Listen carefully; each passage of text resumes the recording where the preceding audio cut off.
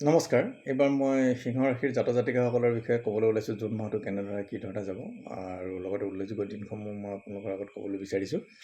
সিংহ ৰাশিৰ জাতক-জাতিকাসকলে জুন মাহটো যদি চোৱা যায়, তেওঁলোকৰ মোটামুটি ভাল বেয়াৰ মাজত গ'লেও শুভ শক্তিটো অকণমান বেছি আছে আৰু ৰাশিটো অকণমান কিছু প্ৰব্লেম থাকিব। গতিকে উপযোগী বিধি বিধানসকলে প্ৰতিকাৰ কৰিলে হ'ল। আৰু সিংহ ৰাশিৰ জাতক-জাতিকাসকলৰ তেওঁলোকৰ ব্যয়টো বেছি হ'ব বিশেষকৈ, আৰু তেওঁলোকৰ ব্যয়ৰ লগতে আৰু তেওঁলোকৰ স্কিনৰ প্ৰব্লেম হ'ব পাৰে, স্কিন প্ৰব্লেম বা তেওঁলোকৰ অলপ অস্থিজনিত প্ৰব্লেম হ'ব পাৰে। তেওঁলোকৰ এই বস্তুখিনি তেওঁলোকৰ আছে। আৰু দ্বিতীয়তে তেওঁলোকৰ সিংহ ৰাশিৰ জাতক-জাতিকাসকলৰ ধন উপাৰ্জন কৰোঁতে কিছু কষ্ট হ'ব, শনিৰ দৃষ্টি আছে। গতিকে টকা পইচা উপাৰ্জন কৰোঁতে কিছু প্ৰব্লেম হ'ব পাৰে। আৰু ভাতৃস্থানটো তেওঁলোকৰ মোটামুটি ভালেই দেখা যায়, ভাতৃস্থানটো ভাল দেখা যায়। আৰু তেওঁলোকৰ বিদ্যা বুদ্ধি তেওঁলোকৰ ভাল দেখা যায়। বিদ্যা বুদ্ধি তেওঁলোকে পাৰফৰ্মেঞ্চ কৰিব পাৰিব। আৰু লগতে তেওঁলোকৰ শত্ৰুস্থানটো তেওঁলোকৰ বেছি প্ৰবল কৰিব নোৱাৰে। শত্ৰু নিস্তেজেই হ'ব। গতিকে শত্ৰুৱে তেওঁলোকক প্ৰবল কৰিব নোৱাৰে। আৰু তেওঁলোকৰ যদি আৰু চোৱা যায়, মেইন কথাটো আৰু তেওঁলোকৰ পাৰিবাৰিক ক্ষেত্ৰখনত কিছু সমস্যাৰ সৃষ্টি হ'ব পাৰে। গতিকে ঘৰত মিলিজুলি থকাটো ভাল, পৰিয়ালৰ ফেমিলিৰ লগত। আৰু তেওঁলোকৰ আকস্মিক অৰ্থপ্ৰাপ্তি হয়তো হ'ব পাৰে কোনো ক্ষেত্ৰত। আৰু তেওঁলোকৰ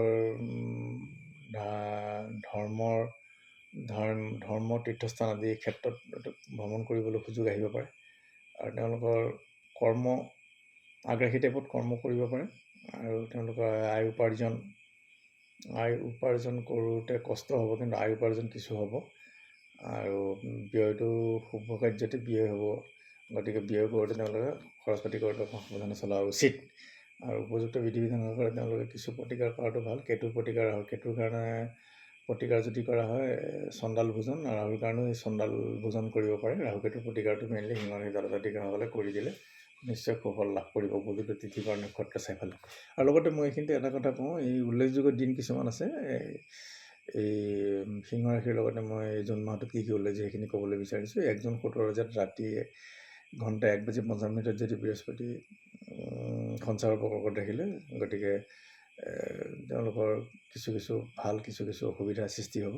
31 জেঠ সোমবাৰে 15 জুন শনিদেৱৰ জন্ম জয়ন্তী তিথি আছে, সেই তিথি তেওঁলোকে পালন কৰিব পাৰে সিংহ ৰাশিৰ জাতক-জাতিকাসকলে। ৰাভা দিৱস 20 জুন আছে, 5 আহাৰ পৰিছে।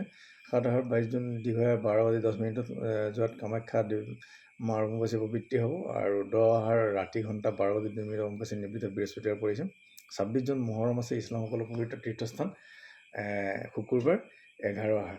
আৰু ঠিক ধৰণে 14 আহাৰ 29 জুন সোমবাৰ পূৰ্ণিমা তিথি আছে। পূৰ্ণিমা তিথিত সত্যনাৰায়ণ পূজা বিভিন্ন ধৰণৰ উৎসৱ আদি পালন কৰা হয়। শ্ৰী জগন্নাথ দেৱৰ স্নানযাত্ৰা আছে। লগতে মই এটা কথা ক'বলৈ থাকি গৈছিলে, অম্বুবাচী প্ৰবৃত্তি আৰু নিবৃত্তিৰ সময়ছোৱাত মানুহসকলে কি ধৰণে পালন কৰা উচিত।